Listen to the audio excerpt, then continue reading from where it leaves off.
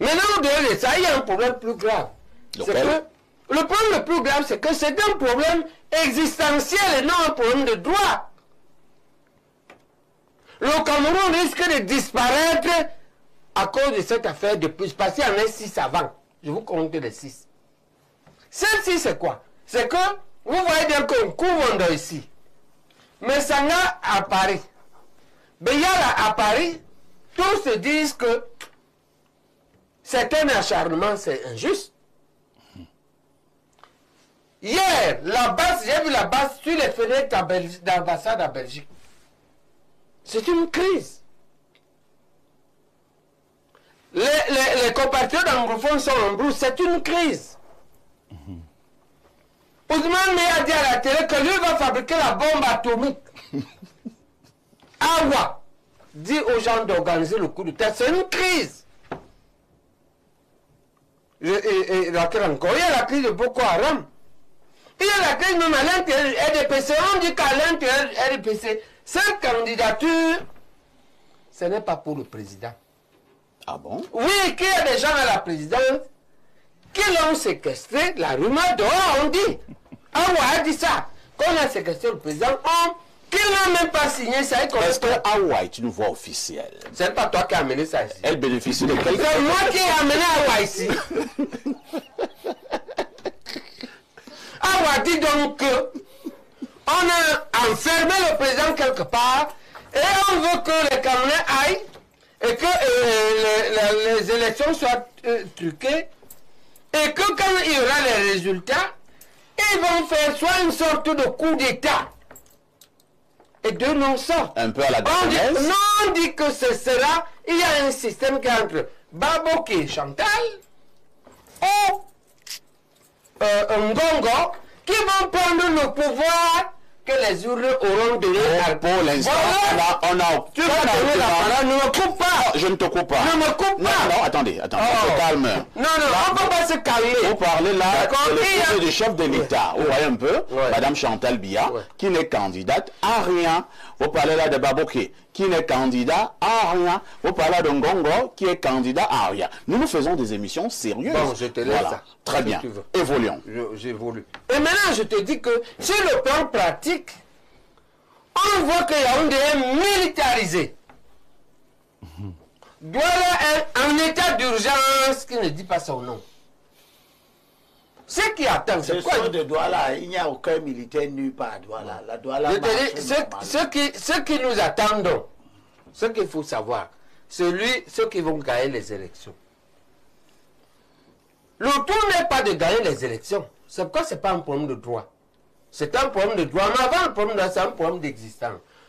Encore faut-il que tu sois accepté. Si tu n'es pas accepté, c'est-à-dire que si la paix n'est pas faite, si la réconciliation nationale n'est pas réalisée, s'il n'y a pas un projet de refondation, ceux-là passeront leur mandat à lutter contre nos compatriotes dans le nord-ouest et dans le sud-ouest, à combattre la base dans les rues de Paris et de Londres, à prévenir le coup d'État que Ousmane Mey et Adja vont organiser. Parce que Ousmane lui a dit la bombe atomique. Mais je crois que c'est un euphémisme. Je ne sais pas ce qu'il met dedans. Adja... Avant d'en parler, tu aurais dû savoir ce qu'il dit. Non, moi je répète ce qu'il dit. D'accord? Voilà. Et à maîtriser les militants du MRC, à lutter contre Boko Haram. Voilà le cahier de charge d'une gouvernance qui sera donc un échec. Très bien. D'accord? Oui, c'est pourquoi je dis que c'est un problème, un échec qui va se manifester en termes de conflit et le risque de la généralisation, hein, l'aggravation de la crise qui a commencé au nord. Merci. C'est ça qu'on risque. Pour sortir de ça... Sortons vraiment. Ouais. Pour sortir de ça, on conseille à ceux-là d'organiser, de penser dès maintenant. Nous, on avait un projet comme ça. On a un projet, on ne l'a pas exclu.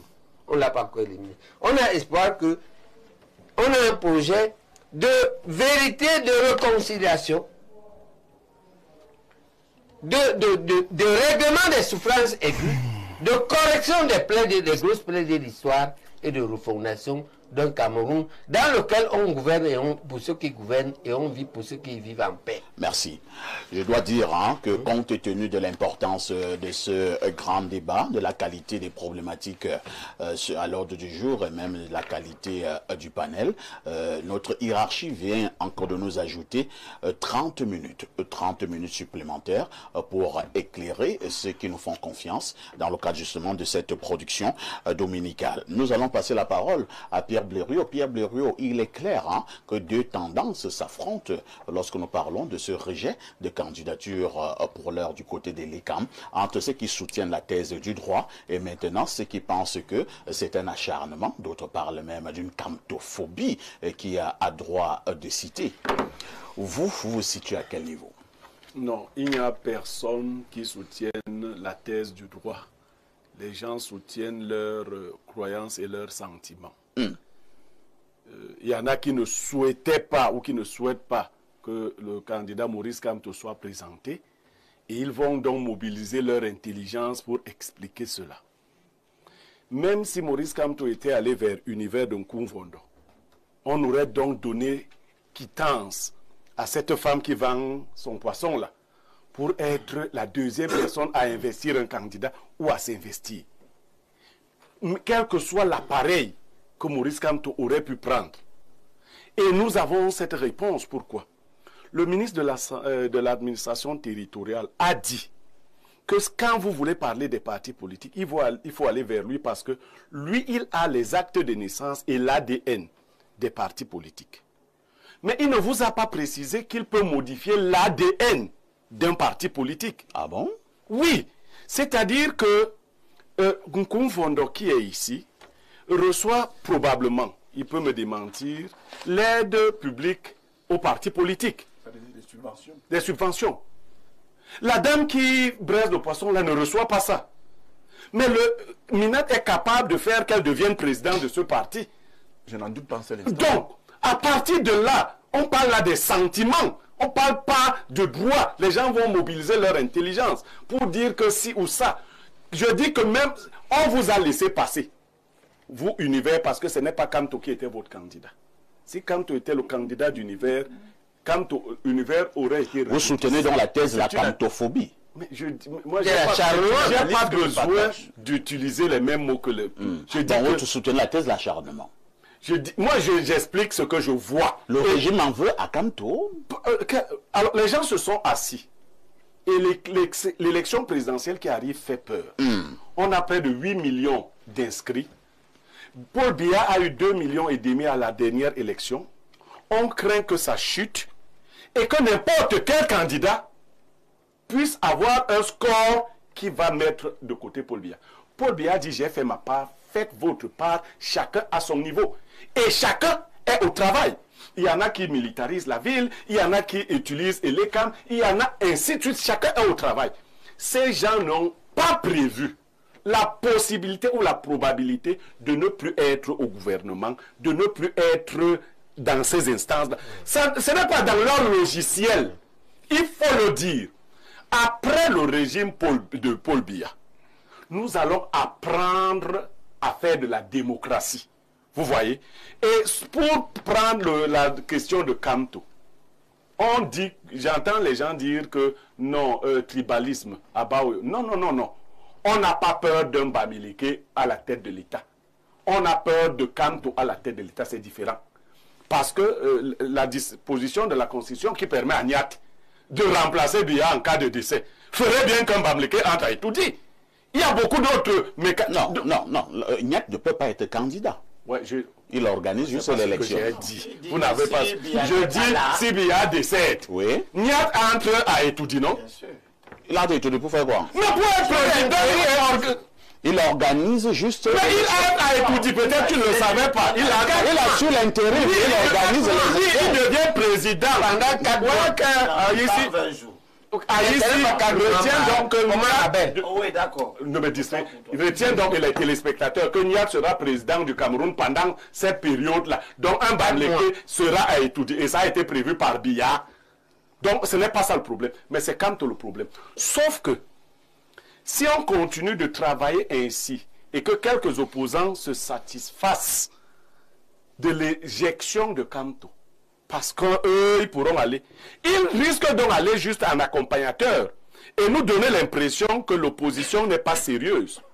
Je dis qu'il nous reste l'étape du Conseil constitutionnel qui va se prononcer sur cette affaire-là.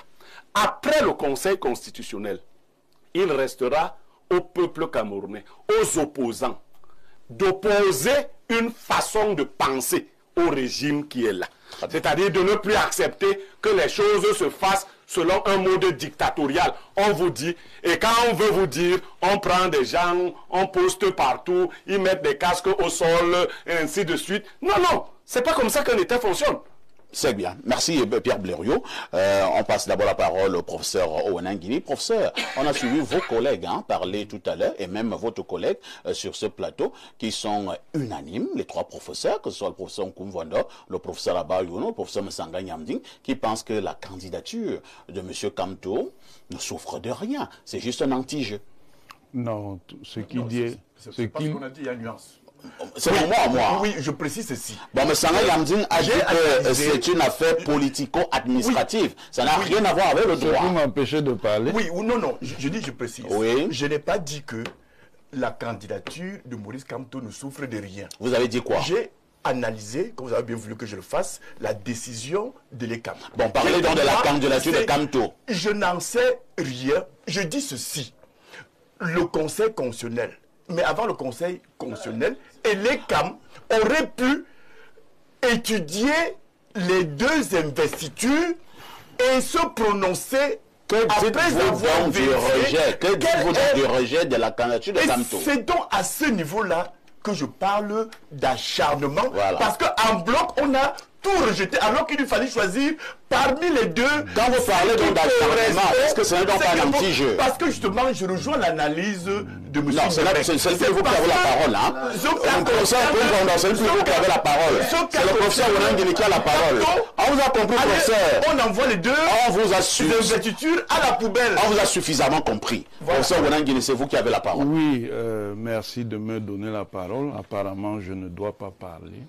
Vous allez parler. Le rejet de la candidature du professeur Maurice Kamto est pleinement, je dis bien pleinement fondé. Et pourquoi?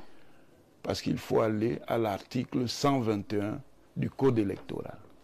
Quand on dit qu'un candidat est investi par un parti politique, cela signifie clairement que la procédure d'investiture ne doit pas être controversée.